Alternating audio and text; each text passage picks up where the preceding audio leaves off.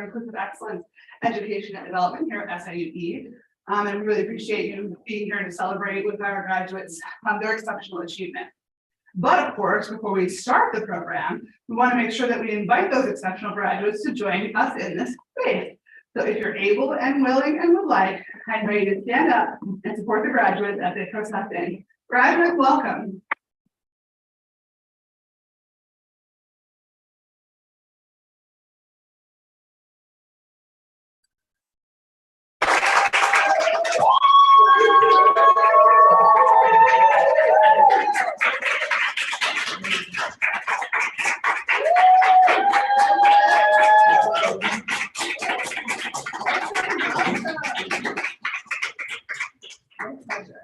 Thanks, everyone may be seated. So as we begin our program today, it's always important to note that there's a lot of units and groups, offices, and departments who all helped this graduation celebration come to fruition. So it's important to acknowledge the effort and support now. So I want to make sure I say thank you to the Office of the Vice Chancellor for Anti-Racism, Equity, Diversity, and Inclusion, the Kimmel Student Involvement Center, as well as the Office of the Vice Chancellor for Student Affairs, as well as the team who are clearly staffing both Kimmel and the Inclusive Excellence Education Development Hub. So thank you, all of you. So now I look to you students and say that we are very honored that you've chosen to celebrate your accomplishments with us today. You've endured and you've reached a pivotal moment, graduation. You've persisted to a moment in time with great importance and great relevance, and you've worked diligently. So we're here to ensure that you're recognized for such dedication. At this time, I do want to direct everyone's attention to our digital program booklet. If you're with us in person, then the first few pages of the booklet that you all have is actually the first part of that digital booklet. You'll also notice a QR code on there, and if you actually scan the QR code, you'll get our extended version, which has all of the additional information that our students submitted for you. And so, again, that includes our pictures, thanks to some of you, all that good stuff. So be sure you look for that now or at a later time. And while you're browsing maybe through that program booklet, I also want to take a brief moment to recognize members of our senior leadership who continually and consistently support programs like these. That includes thank you to our chancellor, our vice chancellors, extended chancellor's council, dean of the schools and colleges, and members of the SIU system leadership. We always are grateful for their support in all of our programs. I also want to point out that if you have someone who couldn't be here today, but you were hoping that they would see you do this celebration, we are streaming live currently, but it is on our SIUE The Hub YouTube page and can be watched at any time after this point as well. So if you want to share it with loved ones, friends, please feel free to do so. Now, it's truly my pleasure to welcome you to our fourth Asian American, Pacific Islander, Desi American graduation ceremony, which we do celebrate semi-annually. And for a little historical context, 2.5 years ago, we held our inaugural CSDI, or Center for Student Diversity and Inclusion, graduation ceremony. That was before we changed our name to the Inclusive Excellence Education and Development Hub. That year, we celebrated the CSDI graduation, and again, it was the first, and it was the first of its kind. Because we had noticed that as we were celebrating these graduations, that there were some identities that might be missing in some of the graduations. And we also had to recognize that we all have multiple intersections of identities, and we didn't want to miss any groups that were out there who might appreciate being seen in an opportunity like this. So we had our first one, and what we did recognize is the majority of the students who attended were Asian American, Pacific Islander, Desi American. And so we thought, well, that's the one that we're going to have now from now on. And so we decided to adapt that CSDI graduation, what we have now for you here. So a little context, and yay to your predecessors who helped us recognize the value of this ceremony for you. Now, other institutions have actually celebrated events for the AAPI or API communities since the 1980s, but there has been an increase in recognition for the population in the last few years, which includes, again, recognition on this campus. So additionally, there's been different ways that students have been included. So you may have heard me say already, AAPI, or Asian American, Pacific Islander, but I've also referenced Asian American, Pacific Islander, and Desi American. This is sometimes abbreviated as APIDA. This is because there's lots of ways to include people who might identify in this category. So you'll probably hear me use them interchangeably. And for the time being, we're going to try to use them interchangeably so we're as inclusive as possible to the groups that are here representing today. Additionally, graduation celebrations such as these have often followed the creation of Asian studies programs.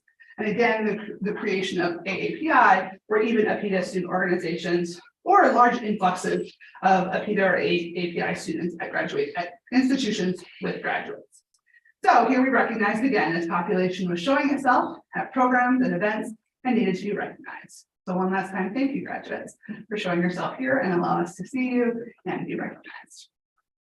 Now I'm excited. At this time, we're going to be hearing from Diana McGreehan, a PhD candidate at the School of Communication Studies at Southern Illinois University, Carbondale. During her time at SIUC, she served as the president of the Graduate Student Union and as the president of the Graduate and Professional Student Council. From 2020 to 2022, Diana also served as the chair of the SIU Systems Student Advisory Board. These roles have allowed her to serve on a variety of campus-wide and system-wide committees, in which she served as a strong advocate for all students across the SIU system. Diana also received recognition by SIUE in March 2020 of being a phenomenal woman, where her accomplishments across the SIU system were recognized. Diana is someone I think very highly of because she's a colleague and a dear friend, and she has agreed to share her voice with us today, which I'm super deeply grateful for. So please help me welcome Diana to the stage.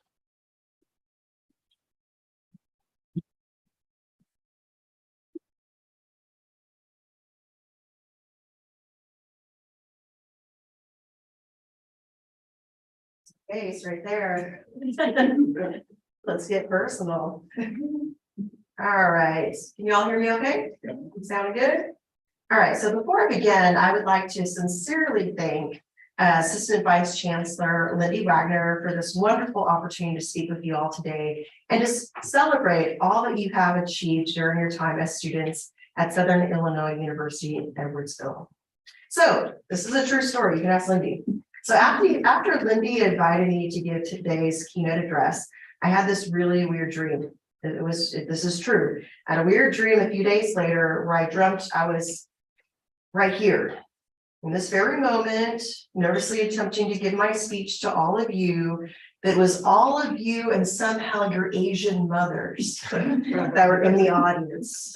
I mean, like seriously, it was like round tables. You all were sitting with your Asian mothers, and they were all like kind of whispering very loudly, you know, that loud whisper, where it's not a whisper.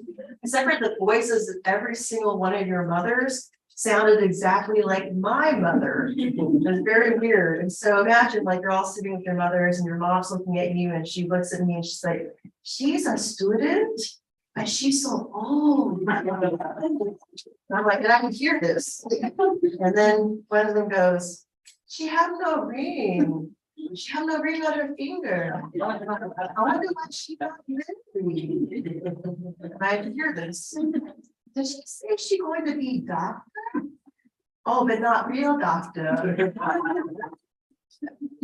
And so then all these moms actually started walking on the stage and readjusting my clothing. And they were encouraging though. They encouraged me, said, it's going to be okay. It's okay, you're not married. But one day, maybe you actually get lucky and marry a real doctor. maybe one day I'll get lucky. I apologize for the impersonation of my mom. And yes, that is exactly what my mom sounds like. But anyways, I started thinking about the dream. And yes, I am not married and I am not a real doctor. But side note, and I don't know, side note to any of you that actually are going to become doctors and lawyers and are making your Asian moms so proud. Kudos to you all. I don't know who amongst you are on that path, but you're making your moms so proud. But anyways, back to the dream. I realized that the dream represented that imposter syndrome that I had faced throughout my journey in education. Now, how many of you know what imposter syndrome means, or maybe even have had moments where you've experienced imposter syndrome?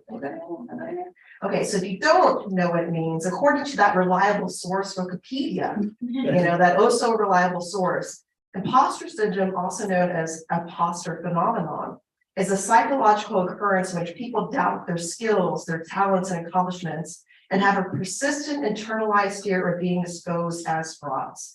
The term imposter phenomenon was first produced in an article published in 1978 titled "The Imposter Phenomenon in High Achieving Women, Dynamics and Therapeutic Intervention" by Pauline Clance and Suzanne Ives.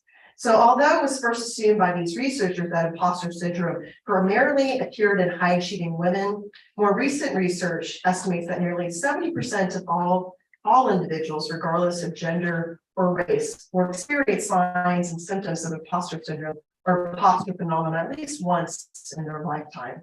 So today I'm going to be talking about or speaking a little bit about those internalized voices in my head, the voices that can create a bit of self-doubt, and also the voices that encourage me and echo and remind me, to go ahead and be fearless when I'm pursuing my dreams. So first, let me tell you a little bit about that voice that I heard in the dream, that voice that belonged to my mother.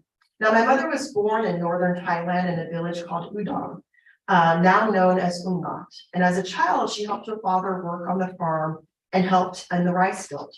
But by the age of 10, both of her parents had passed away.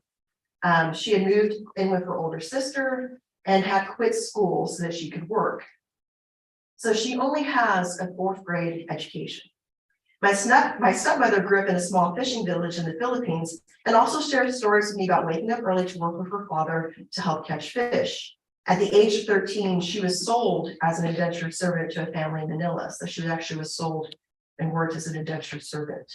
So she only has a 7th grade education.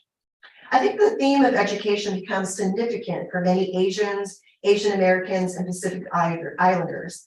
I'm curious. Now raise your hand if your parents at least have a high school level of education. Okay.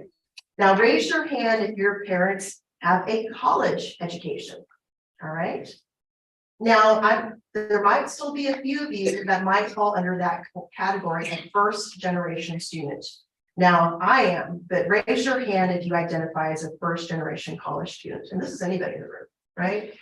Yeah, there's quite a few of us out there. So I want you all to know that regardless of your parents' past level of education, I want you all to know that you all should feel so proud to soon call yourself college graduates. According to a 2019 study conducted by the Pew Research Center, more than half of Asians ages 25 and older, that's 54%, have bachelor's degrees or more in education, compared to the 33% of the US population of the same age range. So kudos to us.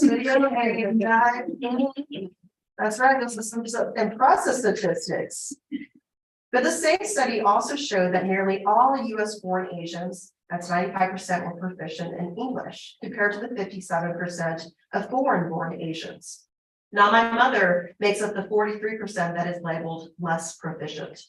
My mother has very limited English vocabulary. She prefers speaking to me on the phone rather than text messaging, because in her own words, I can read. As a child, I picked up the speaking patterns, pronunciations of my mother. So my THs sound a lot like Fs and so on. I worked with a speech pathologist until I was in the 4th grade. And I was very aware that others couldn't always understand what I was saying. Like this one time in elementary school, when I eagerly raised my hand to give the answer, and the teacher responded with that confused, I gave the answer, and the teacher kind of looked at me with a confused and puzzled face and said, yeah, that is correct. And then she repeated the correct answer out loud, except the words that actually came out of her mouth were not the words that escaped my lips. So as a kid, I was a little shy, and I certainly did not always feel smart. But I was lucky. I lived on a military base in Hawaii, and I had access to a speech pathologist. During that same window of time, my stepmother and stepbrother had moved from the Philippines to join us in Oahu. When he had moved to the United States, my stepbrother did not speak a word of English. He was 8 years old when he moved in with us, and I was around the age of 10. Now, I remember that very first day, I was walking by the bathroom, and the door was wide open. And I see my new brother, and he is standing on top of the toilet and squatting on the toilet. And I look, and the door's wide open. I'm looking at him, and I kind of Go to the next room, like, Dad, I'd like to come over here. My dad looks at the wide open door. Yeah, I think you might have to teach Dennis how to use the restroom. And see, in his village, he had actually used what was called squat toilets that are on the ground level and that has a water and a bucket next to it that helps with flushing. So he never used a Western toilet before leaving his small village. And in that moment, I knew that I had a journey ahead of me, of feeling normal, of feeling smart, but I knew my brother, he was facing a much bigger battle. So, by the way, my brother, who I just shared the story about, he graduated with a bachelor's degree in mathematics and a master's degree in computer science, and now he's a very high-ranking officer in the Air Force and currently works at the Pentagon. So going to speaking no English, not using a Western toilet, to now having to have a special pass and a certain security code and level to access the toilets of the Pentagon. But anyways, as you can imagine, me and my siblings, we all faced an assortment of insecurities. For the first time, I can say I truly felt a sense of imposter syndrome was when I was in the 7th grade. I had moved to Texas the year before, and the teachers seemed to really like me, and they thought I was smart. And in 7th grade, I was placed in honors English. That's right. But at the same time, I was also placed in reading improvement. And I felt like this was a big mistake. I understood why I was in reading improvement, but I could not understand why I was placed in honors English. I remember going to the teacher after the first day of class and it was over, and I let them know, I think the main office made a mistake. I don't think I'm supposed to be in this class. I showed her my schedule and I showed her, this class, but also that I was in reading improvement. But the teacher reassured me, no, it isn't a mistake. You are definitely supposed to be in this class. Your 6th grade teacher, your 6th grade English teacher personally recommended it. I promise you belong here. I wish I could tell you that those words instantly shifted my confidence, but it didn't. It certainly took me some time to believe it. Can any of you think of a past moment when you might have been given a recognition, an award, some sort of achievement, been asked to give a keynote address in front of a wonderful group of students, and you needed that voice to remind you, you deserve this, you belong here? Has that ever happened to any of you, that you just needed that extra voice to say, you deserve this? Thanks, Lindy, by the way, for reminding me of being that voice. I actually told Lindy, I was like, me? Why me? What are you talking about? You deserve this. You belong here. So actually, I was actually on a very interesting panel earlier this week as part of a series of events celebrating Asian American and Pacific Islander Heritage Month titled Challenging the Stereotypes Beyond the Asian Model Minority Myth.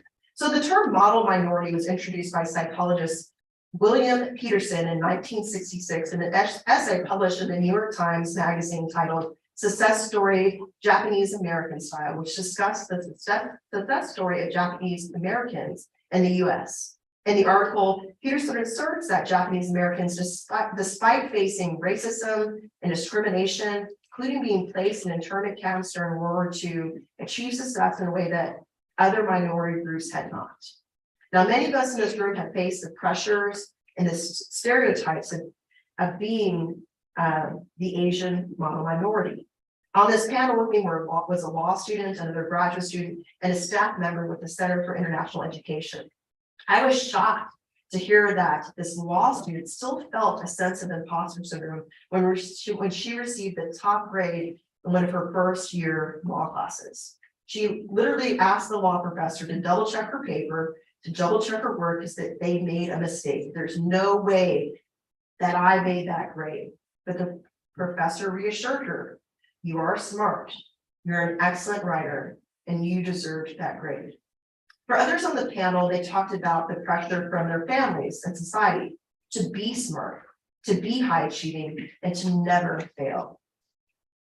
As I mentioned, I have certainly had my moments of not feeling smart, but once people started to see me as smart, I started to feel the weight of that expectation. If you're daring enough, raise your hand if you've ever felt the weight of having to meet the standards of the Asian model minority myth. The pressure of being smart and performing, of being a certain type of person, of being reserved, of being the best Asian you could be. In 2007, the University of Maryland School of Public Health conducted a study which examined the mental health needs of young adults identified as Asian American.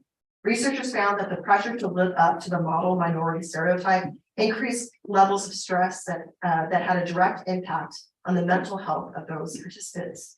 These participants also indicated other factors that also contributed to increased anxiety and stress, which included parental pressure to succeed in academics, family obligations based on strong traditions and cultural values, discrimination due to their racial and cultural background, and difficulty in balancing two different cultures and or developing a bicultural sense of self.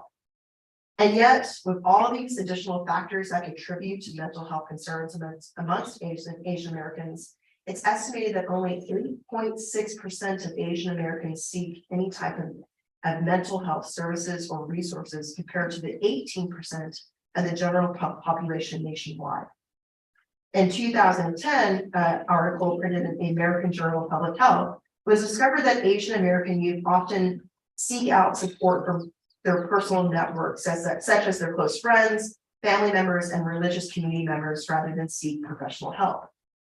As Asians, Asian Americans, and Pacific Islanders, we have faced and will face our fair share of challenges, our fair share of self-doubt, and our fair share of imposter syndrome, and our fair share of myths that surround our cultural identities. So knowing that we, Asian Americans and Pacific Islanders, seek out our own community and social network as a support system, I'm asking you all to be a voice, to be the voice, to be an advocate, and to be an ally. The term Asian American was first coined in 1968 by the founding members of the Asian American Political Alliance on the campus of UC Berkeley. The Asian American movement of the 1960s and 70s gathered diverse groups that identified as Asian into a coalition and declared solidarity and sought community strength while fighting for new public policy and support of Asian Americans. I hope that as you move on with your careers, that you continue to find solidarity in one another, and that you continue to seek community, and that you also just find each other as a support system when facing any challenges. So I started this speech by describing a dream with my mother's voice. I actually asked my mom to leave a little encouraging message. So here we go. Let's see if I can do this right. I'm gonna mess this up. There we go.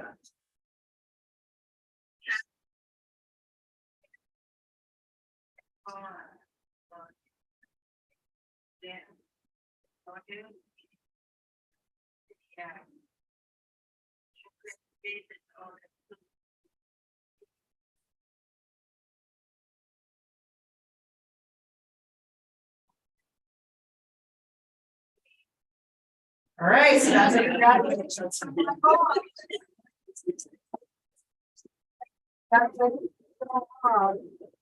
So I have carried my mother's voice with me throughout my life. When I was younger, she would tell me how important school was, but also she would remind me how lucky I was to be able to go to school and to learn. When me and my siblings graduated from high school, she was so proud. And when I graduated from college, she was overwhelmed with joy because I achieved something that she could never have imagined. As I've gotten older, I am so proud of her for all that she has overcome so that her children can have a better life and better opportunities. She is that voice that tells me, you are so smart, and I'm so proud of you. So when you cross this stage today, I want you to think of those voices that have supported you along the way. And when you cross the big stage in a couple of weeks, I want you to promise yourself to be a voice for your friends, for your family, and for your community. And when that little voice in your head and in your dreams cause you any doubt, I want you to use your own voice to remind yourself that you deserve this moment and every great moment in your future. Congratulations to you all.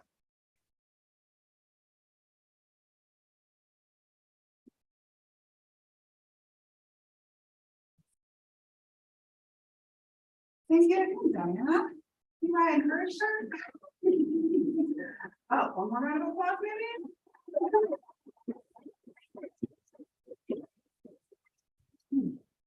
And now we've reached a very exciting moment in our event today, and that's the moment that we get to recognize each of our graduates individually. Momentarily, we will ask our graduates to stand and proceed to this side of the stage. Graduates will receive your cord, and you'll be able to pick up your certificate at the end of the ceremony where you checked in.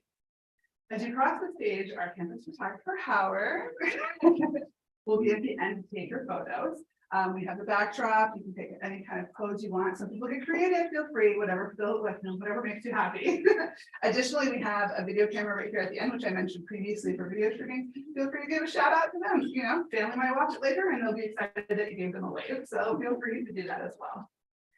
Guests, as we read the names of the graduates and they cross the stage, we'll also be sharing a PowerPoint with each graduate's name.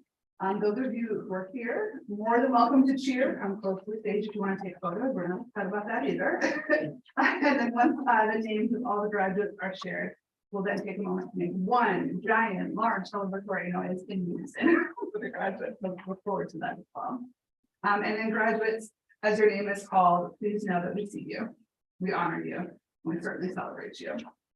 As mentioned, you'll be receiving your cord, and we hope that you'll all wear your cord with pride during your respective commencement exercises.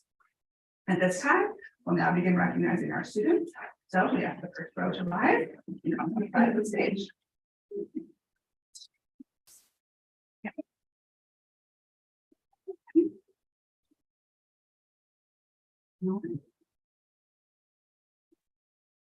Sai Melwaka, Bachelor of Arts, major in psychology, minor in chemistry. Awesome. Welcome over here. Maybe close to the Bachelor of Arts, English, minor, math, communication.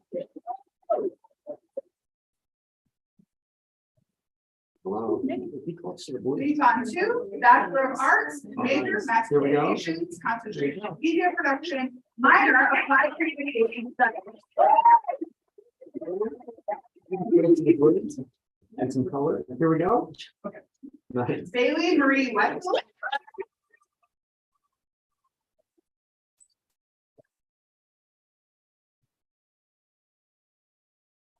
English, double minor in Spanish and creative writing.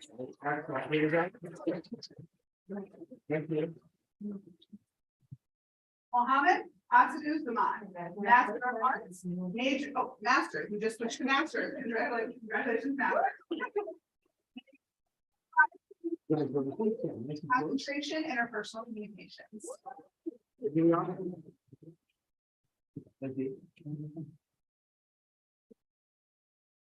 Abiram Boragala, Master of Science, major electrical and computer engineering.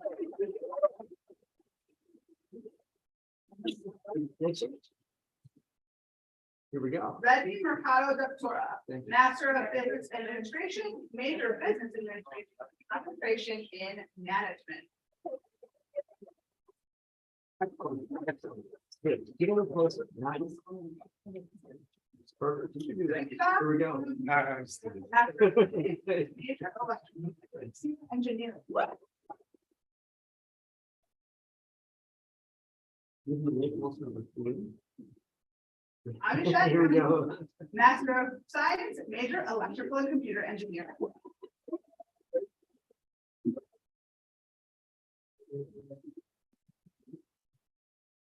Venkata Soumya Morella, Master of Science, major electrical and computer engineering.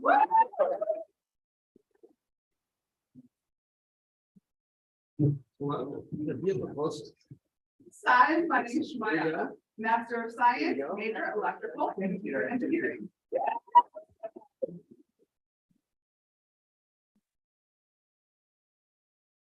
Sunil Chaudhary Park, Master of Science, also electrical and computer engineering.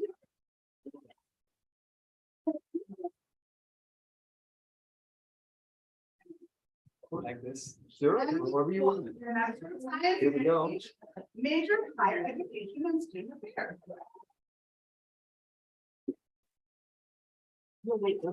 There you go. I'd like to be one of the first to say, Dr. Sapin Cherry, Doctor of Pharmacy, major in pharmacy.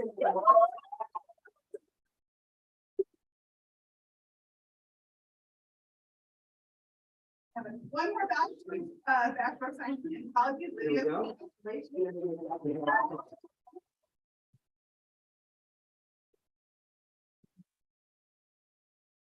Maybe a little closer.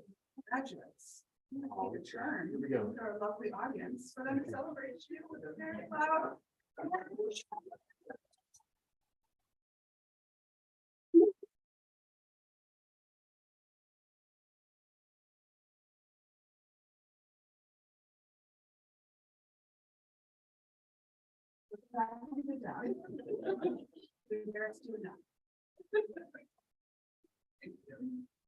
Okay, so again, thank you all for your participation. Now, graduates, as you go out into the world and make your mark, remember that you are proud SIUE Cougar, and that you've left a legacy here on this campus and in the hearts of many of those you've encountered along the way.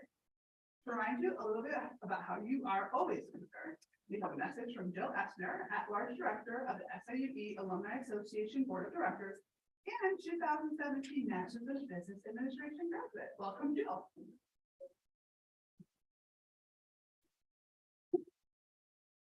Hi, everyone. As noted, my name is Jill Essner. As an at-large director of the SIUE Alumni Association Board of Directors, I am so excited to be part of this special celebration. First off, congratulations on earning your degree from SIUE. You should be very proud of your accomplishments, and I commend each one of you for your hard work and commitment to your education. As soon as you cross the commencement stage next week, you become an official lifetime member of the SIUE Alumni Association. No dues required. You'll be joining more than 120,000 members of our alumni family, spanning across the country and around the world, where you'll no doubt join the tradition of fellow alumni making a significant contributions to their professions and communities. I encourage you to remain actively engaged with our university through the Alumni Association. The Alumni Association will keep you informed about the university and encourage you to be involved in activities and initiatives, either on campus or through one of our new chapters or networks. Finally, I hope you'll join me and the Alumni Association at the Always a Cougar graduation celebration on Thursday, May 4th, for a toast to your success as you begin the next chapter of your SIUE story. As you celebrate your amazing accomplishments with friends and family, know that you will forever be a valued member of the Southern Illinois University Edwardsville alumni family. Congratulations. We are so proud of you.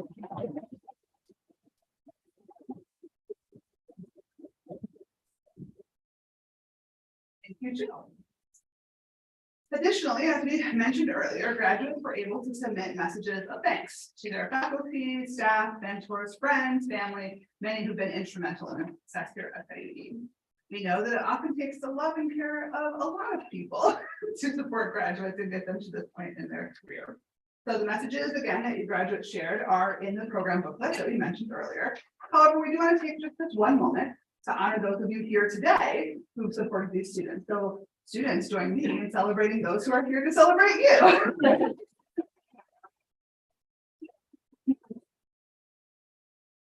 Excellent. And at this time, we actually are very excited. We have closing remarks from one of your very own, Emily McNamara-Sterzinger. Emily is graduating with an English major and minor in mass communications, you may have heard. Emily also currently serves as an editor for the Alesko, the student-run newspaper on campus here at SIUE. We're very happy that she agreed to provide remarks today, and I hope you'll join me in welcoming Emily to the screen.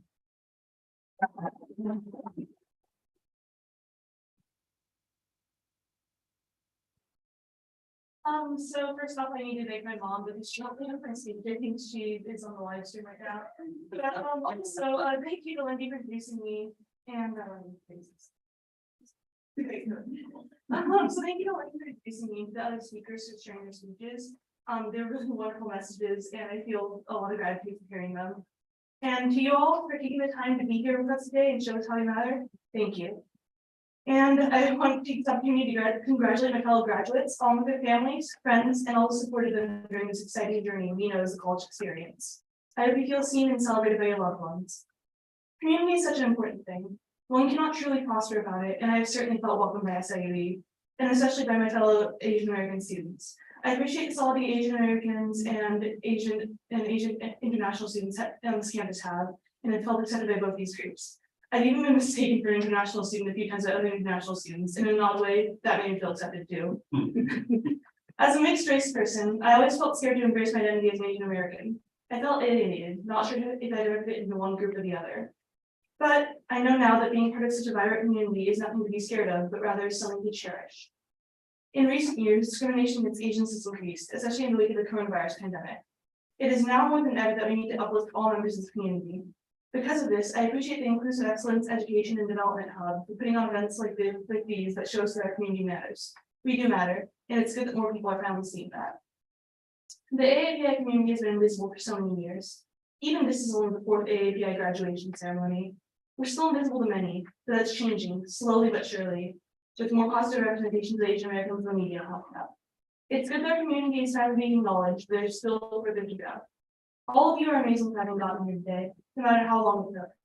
Each of your outstanding achievements and contributions to SIUE have been no small feat. It is powerful to see each of you today, and it brings me joy to know you've persisted and hopefully met some goals along the way. Some of many, I'm sure. You have made our campus community more meaningful, more intelligent, and certainly more vibrant.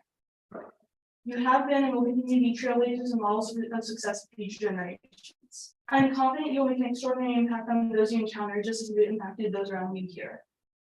As you go forth, I hope you know you have the courage, strength, and ability to challenge and change the world for the better. Thank you for entrusting SIU with your educational journey. Regardless of what your next steps are after this, we hope you look back on your time here with fondness, knowing that we take great pride in each of you and the stories you brought here and the stories you leave here. I know that I'll be looking back on my time here fondly as well. Congratulations, my now fellow alumni.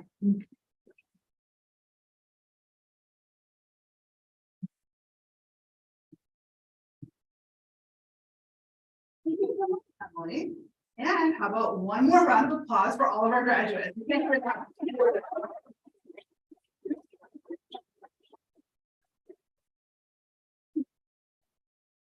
I also want to do a final shout out. Again, thanks to senior leadership who supports us, our speakers for offering great insight. Our students, thank you for being here. I also want to do a special shout out for our amazing interpreters that we've had. And we're again really excited that you've taken this time to be with us, and we're really looking forward to the great futures that you have and the legacy that you'll leave elsewhere. Quick announcements as you leave, graduates, please remember to stop at the certificate table as you head out to get that certificate that also goes with your cord. And also we ask if you can stick around for just a minute. We're going to take a group photo before we head you up on your way. All other attendees, you're welcome to stick around to also take pictures if you'd like, but you can also join us at the reception that's just the next door that you can see set up, and your graduates will join you shortly. So with that, graduates, go into the world, be amazing, be authentic, be yourself, and basically change the world. We're excited for you.